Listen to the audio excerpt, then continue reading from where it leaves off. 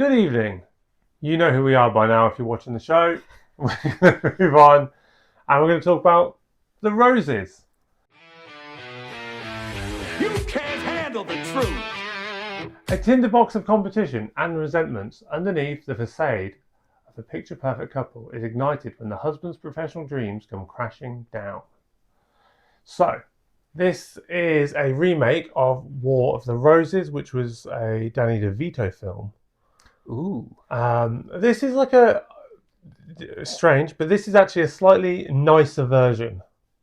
Don't know if you've watched the Michael Douglas film. It's quite harsh. There's some really nasty things said, but it doesn't lose the humour. I don't think this is quite. I found it quite a funny film. So you had all this knowledge and you sent me in blind. Yeah, I was watching this film by myself. We did separately this time with many over 50-year-old females, which is fine. That's fantastic. And everyone else was a couple. And then there was old me sitting in the corner in my leather jacket watching the roses. I didn't know where I was with this movie, but let's see what Chris has to say. So this is it's the same storyline. You got like the perfect couple with the kids and the nice house and the good jobs, and then they kind of fall out of love and decide they don't fall out of love. They decide they need a divorce, and then the fight kind of starts. That's pretty much the premise of the story. What I got is that they were like when they was with the counsellor. She says your relationship can't be fixed in that, but then you wasn't sure if that's the way they are with each other, like the way they treat each other, the negative way they treat each other. It's like guys treat each other when they like heckle each other, but it like builds like brotherhood, or if they really did hate each other. And for me, I couldn't tell which one it was. It was both. And it was kind of both, wasn't it? Until it just came to a point of the movie where it just went bad, and I felt bad, and there was a wail, and back to Chris, because I'm really lost of how to review this film. The whale. Was this a romantic comedy? Yeah. Oh, that's why my brain's gone. That's fine. That's fine. That's right. So Didn't know where I basically, was. he's an architect, fantastic architect, builds something that's not great. It comes crashing down. I thoroughly enjoyed that. Yeah, I was sitting there. That was the hilarious. first point because I was like, I'm not going to get through this. And when he stood there and it was waving back and forth, that I did find that amusing. Yeah, yeah, that comes crashing down, kind of ruins his whole career, and then him and his wife swap kind of roles. So she becomes the breadwinner with her food and stuff like that, and he does the looking after the kids. Yeah, she gets recognised. Yeah, she gets recognised. She starts doing really, really well. And they both start to resent each other for the roles that they've taken. So he resents her because she's getting all this recognition. She's doing really well. She's making all this money. All of that. She's resenting him because he's spending all the time with the kids and doing all the things that she feels like she's missing out on. And it kind of builds and builds and builds. Then he goes for a run one day because he doesn't want to talk to her, and comes across a whale, and he saves the whale. And he comes to the conclusion that actually he doesn't even want to talk to her about it because talking to her will ruin this beautiful thing that's happened. And so he's like, no, she'd put it down on. Yeah. Yeah. So he wants it over. So that's when he decides he wants a divorce. And that's when it just starts off small, but just gets bigger and bigger and bigger. And it becomes quite ridiculous at the end. That's a good 50% into the film, though. There is quite a lot of build towards it. How did you feel about the comedy style in this film? Because it was very coarse.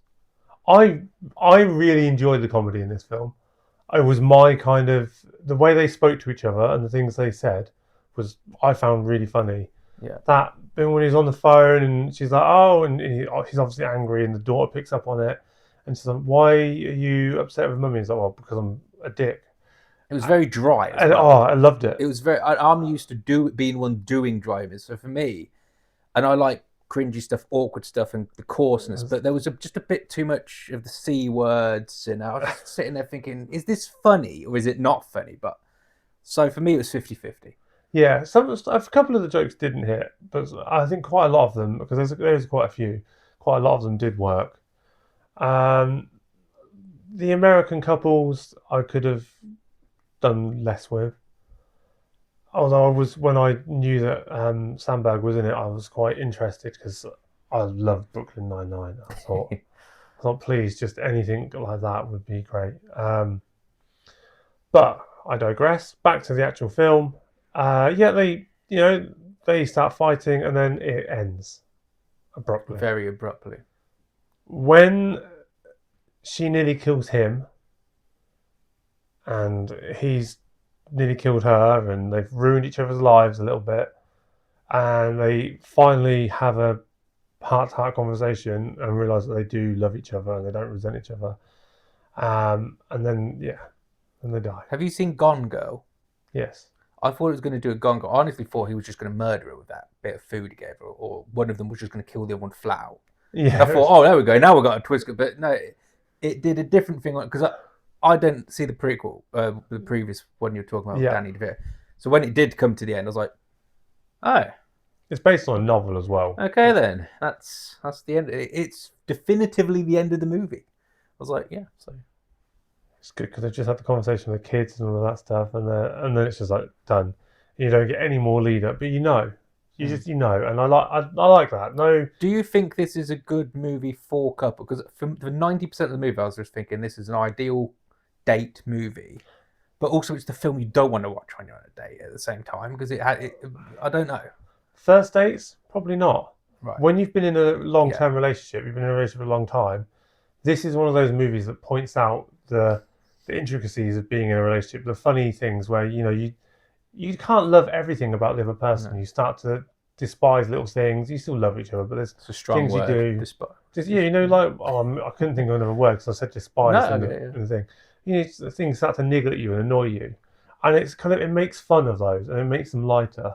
And I think it's one of those films you can go in with your partner, you might not have had the best week or whatever, and you watch this film and you come out going, oh yeah, actually, it's not just us that have some hard points and some bad times and we disagree with who's doing the washing up and stuff like that. Like, it's everybody. Yeah, that's I agree. That's what I was and obviously it's way out of proportion, so you look at yourself and go, oh, we got it really good.